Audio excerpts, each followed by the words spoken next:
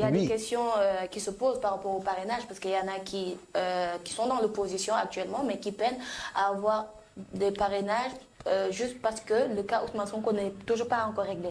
Oui, en fait, on ne doit pas lier sa quête de parrain à la non-participation de Ousmane Sonko. C'est-à-dire chaque prétendant doit être capable quand même d'avoir des parrains. Effectivement.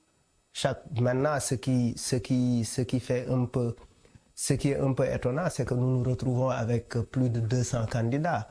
Alors candidats déclarés candidats à la candidature. Oui, après il y aura le parrainage, il y aura un filtre, on va se retrouver avec un certain nombre de candidats. Le parrainage en soi n'est pas mauvais. Exactement. Parce que quand même, on ne peut pas se permettre pour 6 millions d'électeurs de nous retrouver avec 200 candidats à la candidature.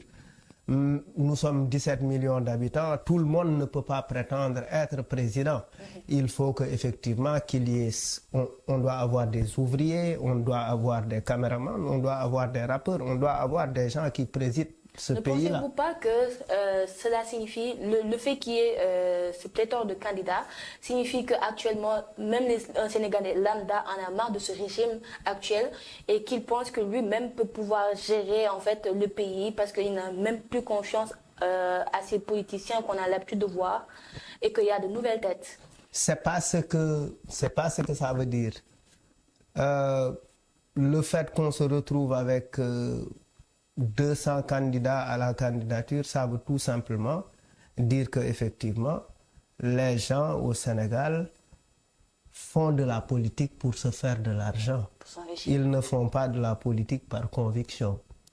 Et puis ça, pour véritablement justifier mon propos, il faut aller visiter l'idéologie des partis politiques. Nous avons énormément de partis qui sont sans idéologie politique parce que ce qui fait un parti politique, ce qui fait l'âme d'un parti politique, c'est son orientation, c'est sa direction politique, c'est-à-dire son orientation, son programme, ce qu'il propose. C'est-à-dire aujourd'hui, l'idéologie est morte au niveau de tous les partis politiques. L'école du parti a disparu. Nous sommes aussi dans un nouveau contexte.